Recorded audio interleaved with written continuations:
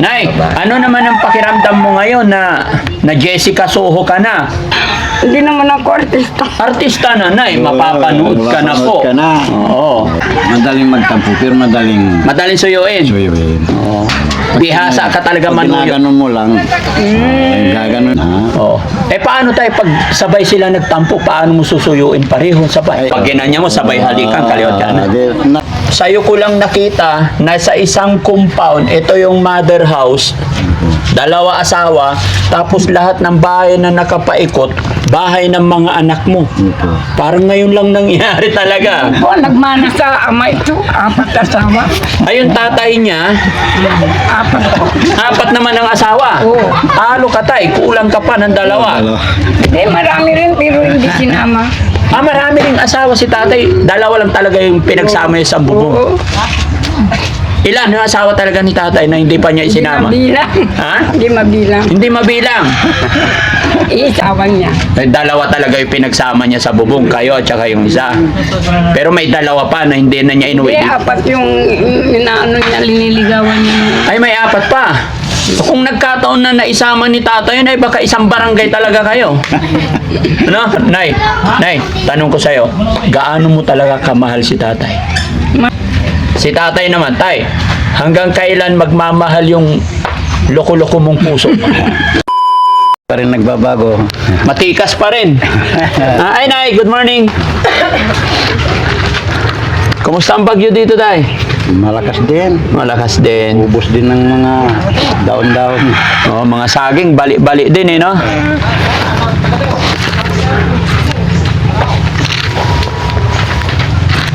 Nag-message kasi ang tay, si Jessica, pinapunta rin ako dito. Kaya nandito kami.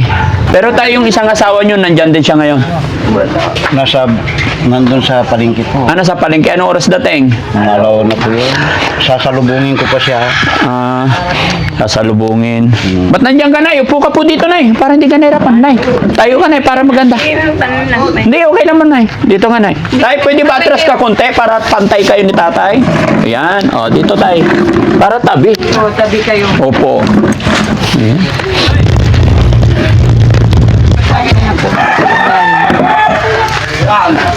Opya. Hindi nagbabago yung katawan ni tatay eh. Pumayat na nga po ako. Medyo pumayat na.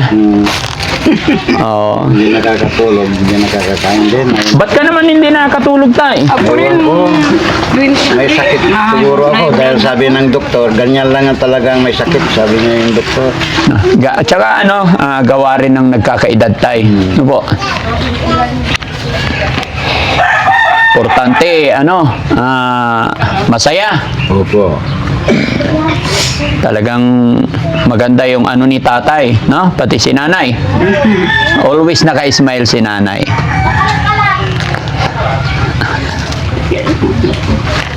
Sayang, wala si nanay na isa para makita ko na rin siya. Kasi tanghali talaga po. Oo. Nay, ano naman ang pakiramdam mo ngayon na Jessica Soho ka na? Kasi alam mo kung bakit napuntahan kayo rito ng Jessica Soho.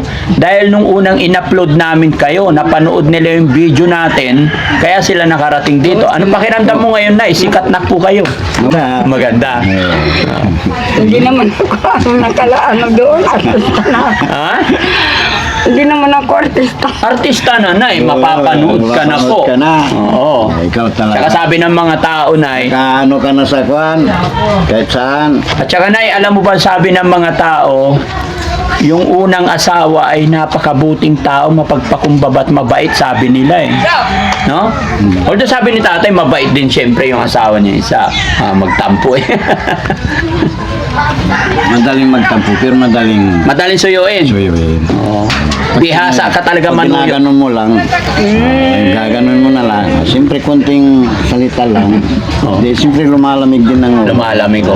Paano yan tayo? Mayroon bang yung sinusuyo mo yung nagagalit pa? Hindi na. Oo. Eh paano tayo pag sabay sila nagtampo, paano mo susuyuin pareho sabay? Ay, igaganon ko silang dalawa. Oo. Hila-hilahin ko silang dalawa. Sabay, pag ginanya mo, sabay halikan, kaliwat ka na. Natatawa rin sila. Natatawa na. Ganyan lang. Ganon lang. Lapit ka kunti na eh. Nahihirapan si tatay. walang mawawala Lapit mo yung Upuan mo na eh. Walang Ayan. mawawala sa inyo. Opo. Pero kung patay na tayo, wala na yan. Opo, wala. Wala na. Gusto po talaga ito. Makalimutan niya na tayo pag napatay na tayo. So, ibig sabihin, yung mga nandito, mga nakapaikot, puro pamilya nyo. Oo, anak ko lahat yan. Anak nyo lahat ang mga bahay na yan. Ito. Anak at saka manugang. Oo. Anak, pero anak ko lahat. Opo, Yung kaya nga po. babae. Ilan ang babae? 1, 2, 3. Parang 5. 3. Ang lalaki, 1, 2, 3. 3 rin. 3. Tay, tay, bilib ako sa'yo, tay. Alam mo kung bakit?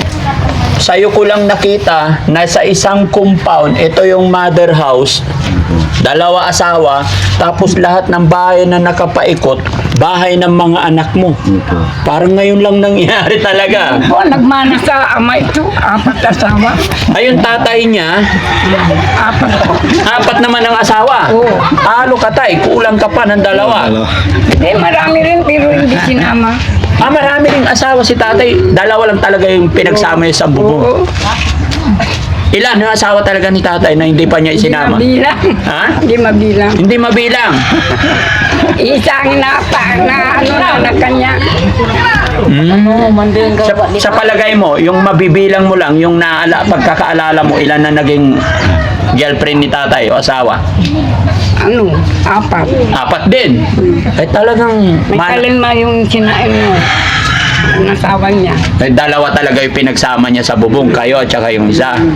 Pero may 2 pa na hindi na niya inuwi. Hindi, 4 yung inaano niya, liniligawan niya. Ay, may 4 pa. Kung nagkataon na naisama ni tatay yun, ay baka isang barangay talaga kayo. No? Okay. Ang galing. Loko ito.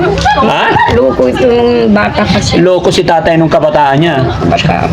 Gwapo talaga, no? Matinik. Buti walang nagmana na anak. Mayroon po. Mayroon! Pero binata yun. Binata pa. Ilang taon na? Ayun o, nandun sa taas. Subaybayan natin yan.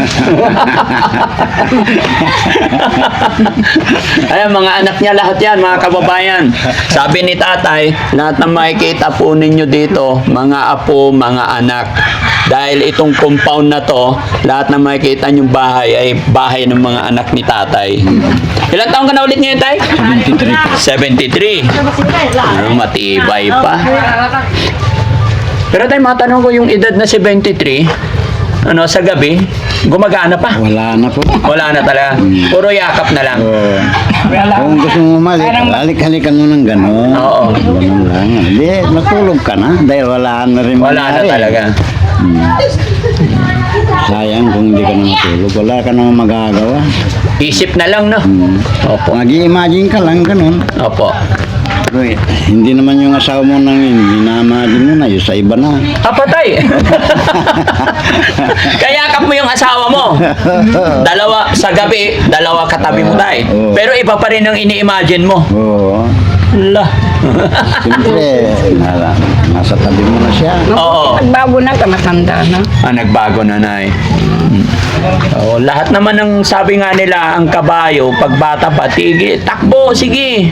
Kapagod. Hayaan mo lang pag napagod, babalik yan sa kanyang kwadra. Di ba? Doon yun sisilong sa kanyang kwadra. Wala na siyang magawa.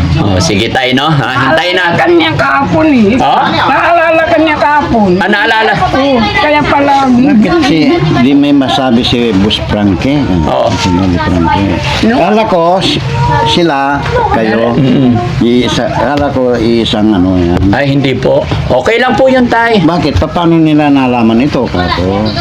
Na hindi pala si Frankie yun, Boss Frankie. Napanood kasi nila tayong upload namin.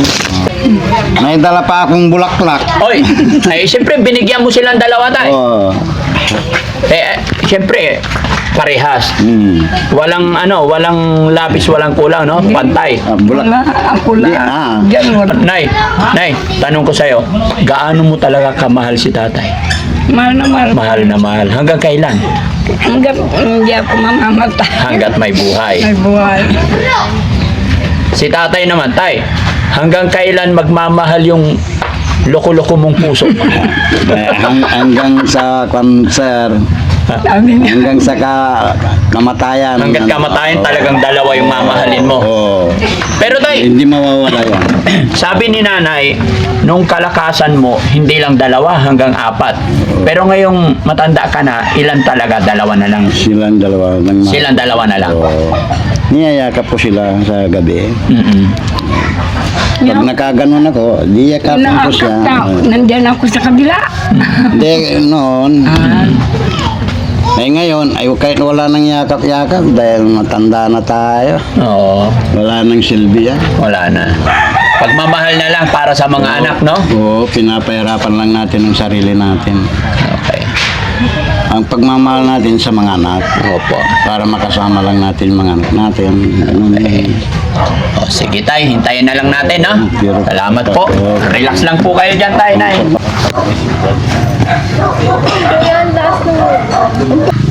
Ayan mga kababayan, mga kabarangay, ako nga po pala si Frankie Bogarin, pero as of now, charity vlogger, mas kilala bilang tawag na Daddy Frankie. First question ko po, paano po ba nakarating po sa inyo yung storya po ni nanay tatay? Inilapit lang din ng isa nating kapwa content creator. Bali, nag-message sa akin ng isang charity vlogger din na ikwinento nila yung buhay nila nanay. Actually, nung una, ang inilalapit lang sa akin is yung kahirapan ng buhay. Dahil may bagyo po, binaha sila rito.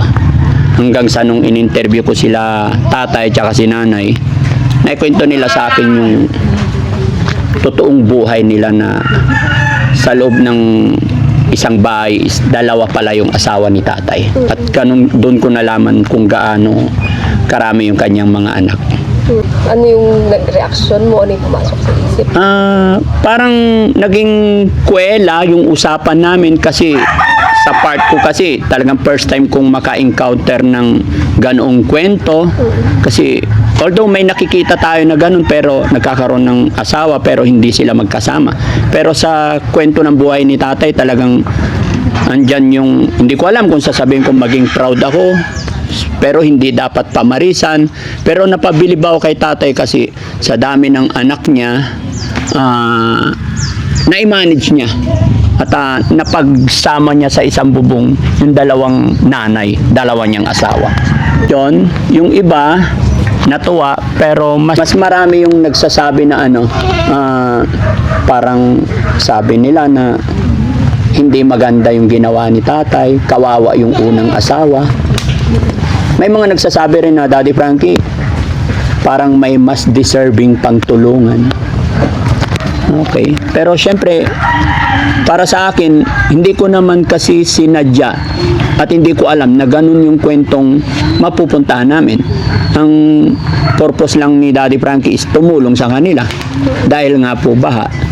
Unang-una, wala naman kaming pinipiling tulungan basta nangangailangan ng tulong. Nagkataon lang na yung kwento na yon, kwento ng buhay ni tatay, ay nasa kanila.